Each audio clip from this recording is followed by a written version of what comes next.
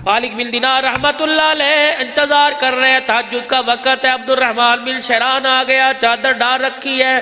लब्बैक अल्लाहुम्मा लब्बैक, आवाज आई ला लब्बैक।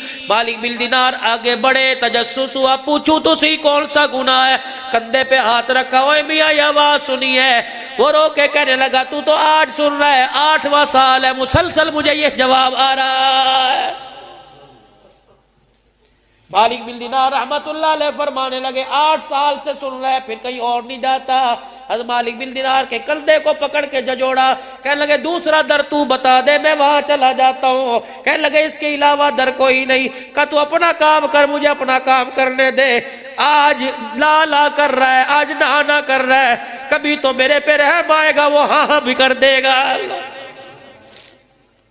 मालिक बिन दिनार ने हाथ पकड़ा रहमतुल्लाह अलैह ने, फरमाया